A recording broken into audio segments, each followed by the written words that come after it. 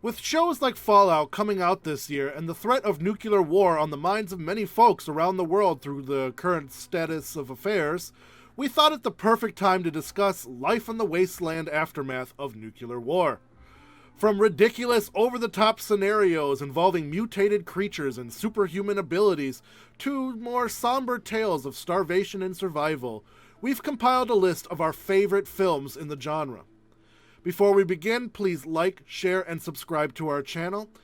At no cost to you, every new sub helps us achieve our goal and keeps us motivated to creating new content. With that being said, I'm your host, Raging Antibody, and here are 10 awesome nuclear apocalypse films. Number 1, The Road. Based on the novel of the same name by Cormac McCarthy, it follows two main characters named simply the father and the son. It's a much more bleak and downtrodden take on the genre. There's no crazy raiders with custom rides like the Mad Max series, nor are there any mutant creatures or massive battles between remaining settlements. Instead, it's more quiet, watching two people slowly starve from the lack of food, juggling their few remaining resources, including only a small handful of bullets, and dodging others, worried they might steal everything from them, or even, in some cases, eat them. The father isn't good, nor is he bad. He does what he needs to so he can protect his son. But even with the cruel things he must do, his son remains a bright spot, a good soul, somehow still having hope for a better tomorrow. It is a beautiful film that will have you tearing up in the moments and holding your breath in others. Definitely recommend this one for people who like a more thoughtful and insightful film. Number 2, A Boy and His Dog. One of the films that inspired the Fallout video game series, it hasn't exactly aged well, but there is enough weirdness here that you have to at least see it once in your life. It follows Vic, an 18-year-old boy born in the wasteland, searching for a woman to have sex with alongside his loyal companion, a telepathic dog named Blood. Along the way, they encounter several messed up people and scenarios, including a bunker where a severely mutilated woman is left tied up, and a town full of people reliving early American Revolutionary times, complete with white face paints and wigs and some strange bicentennial festival. Now, I say it hasn't aged well, but in truth, it's actually quite perfect commentary on what society would most likely turn out to be if there were no rules, no law, and no moral guidelines. The idea of taking what you want, doing what you want to whoever you want is very animalistic, but it is what humanity would most likely devolve into without the structure of modern-day society. So, if you are going to watch this film, try to keep that in mind that these characters aren't supposed to be people that you root for. Instead, you're watching a story of how someone survives in this kind of harsh, warped world. Number 3, Threads. A British-Australian co-production that aired on the BBC back in 1984, it scared the shit out of many citizens because of how realistic it looked at the time. The way they filmed it, it was almost like a news broadcast or documentary, and just like the War of the Worlds radio broadcast back in the 50s, people thought some shit was going down. The idea behind the film was to depict the full horror of nuclear war and the aftermath, with Britain and the Soviet Union playing the titular enemies. We watch two families as they struggle to evacuate, survive, and seek shelter, eventually time-skipping 10 years later where we see that only about 4 million people live in the entire country, entire cities devastated and wiped off the face of the planet. It is a haunting film, probably more prevalent than ever right now given the global political climate, the closest approximation of how truly horrifying a post-nuclear war would be like. You can watch this over on Amazon Prime, so I highly recommend checking it out. Number 4, The Day After. Not to be confused with the disaster film starring Jake Gyllenhaal, this film is similar to the previous entry, except it takes place in the United States.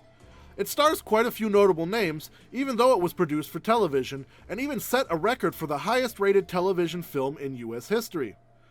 Of course, the villains in this scenario are once again the Soviet Union, as during the 1980s they were the main threat to the world, and after the Warsaw Pact in Germany heats up, it all leads to a massive nuclear exchange between the two superpowers. We watch as cities are destroyed, and the effects of radiation take hold in survivors, how the military and leadership fall apart, and generally society turns on itself. Funny enough, at the end of the film, there is a disclaimer that says the events depicted in the film are fictional, and that if it were real, it would be much, much, much worse. So if that doesn't send a shiver down your spine, then you're made of steel. Number 5, The Postman. I absolutely love this film.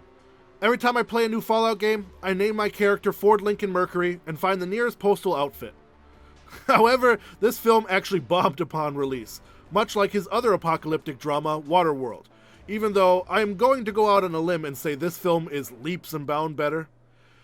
It's a simple story. A man is traveling across the nation, avoiding the parts that are too devastated, while searching abandoned small towns and roadside gas stations for supplies. One night, he finds an old mail carrier bag filled with undelivered letters. He devises a plan to seek out townships that may still be populated under the guise of a mailman serving the new government, a fictional President Starkey, and that the first order of business was to restore communication across the land. This, of course, comes in conflict with another group that roams the area, enslaving smaller colonies to keep themselves fed and whatnot, and so an epic battle begins. Filled with wonderful characters and some great heartfelt scenes, it might not be the nuclear wasteland most people picture in their minds, but it still feels like this epic open-world adventure where possible dangers lurk in every shadow, and ultimately gives a hopeful message of community and the common struggle to survive. Hey folks, sorry to interrupt, but we just launched our very own merch store at fatninja.shop. We sell everything from t-shirts, hoodies, mugs, and more, so we would greatly appreciate it if you checked it out. All the proceeds go to our future projects, so it helps us make any kind of movies and short films that we want to make in the future. So if you got time, check out fatninja.shop. Thanks again, and back to the video. Number 6, Terminator Salvation. Alright, well, it's not as great as the first 2 installments in the franchise. The concept was one which fans had been dying to see, and that is what the future war looked like.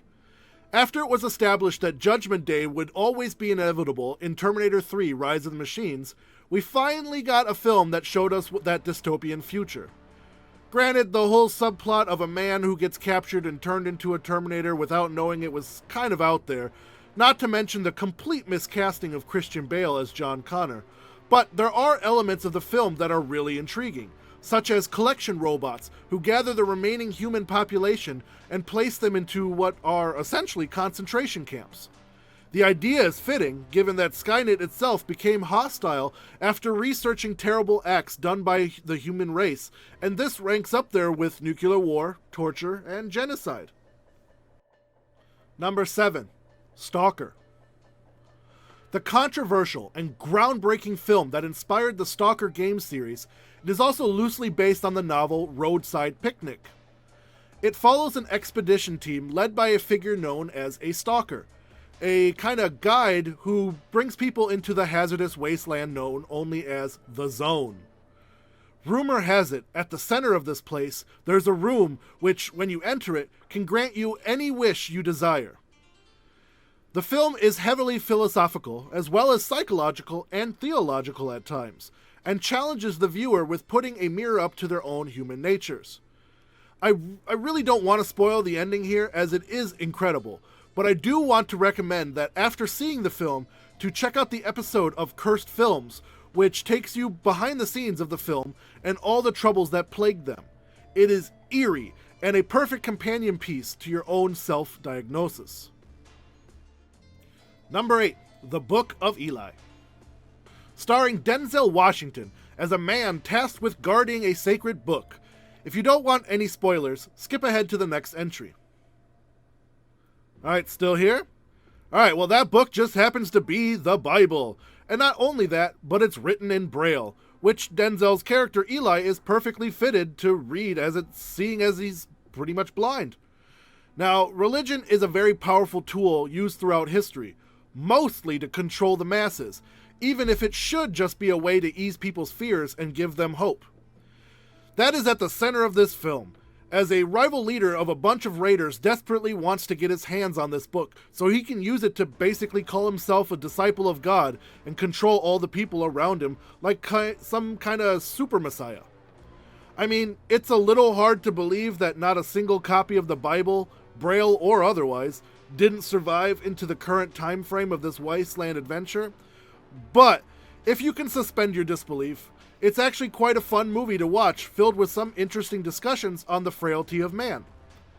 If you're looking for a more action-packed romp through the future dystopian landscapes, then this one is right up your alley. Number 9, On the Beach. A film made all the way back in 1959, the same time frame where the Fallout games had their World War III event, and the common saying was duck and cover in case a bomb was heading your way.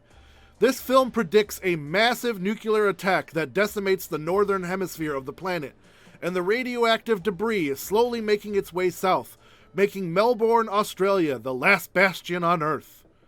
The film is based on a novel of the same name, but unlike the novel, they never say who started the war, just that it happened and missiles were fired and now we're all doomed. We see a US submarine make its way to Australia, as well as a few others, and they try to work together to ensure their survival, but it's all in vain, as the film ends like that old quote by T.S. Eliot, not with a bang, but with a whimper. It's melancholic and sad, and it might not have the same pizzazz as more modern-day offerings, but somehow that message rings louder, because most of the people in it were alive when actual nuclear bombs were dropped, and witnessed the horror for themselves, whether in person or over the news. So make sure to put this one on your watch list. Number 10, Dr. Strangelove, or How I Learned to Stop Worrying and Love the Bomb. Directed by the visionary artist Stanley Kubrick, unlike the other entries on this list, this one is meant to be a straight-up comedy, even if it has some serious dark undertones. Basically, an unhinged Air Force general orders a preemptive nuclear strike on the Soviet Union, so the president, the Joint Chiefs, and the Royal Air Force must team up and try to stop the B-52 bomber before it drops its payload and ignites World War III. The film does an excellent job satirizing the American military-industrial complex, and probably has some of the best quotable dialogue of any of Kubrick's filmography. It is the middle finger of all nuclear apocalypse films, and after a list filled with terrifying and solemn entries, if you need a pick-me-up, cue this one up next. Thanks for checking out the video. What's your favorite nuclear apocalypse film? Let us know in the comments. If you enjoyed the video, please like, share, and subscribe to our channel. Don't forget to hit that bell icon to stay up to date with our latest releases. You can reach out to us on Twitter or X at StudiosFat, or chat with us on Discord, which is linked below. Also, be sure to check out our very own merch store over at fatninja.shop, where all proceeds go to our next big film project. I've been your host, Raging Anybody. Don't forget, duck and cover.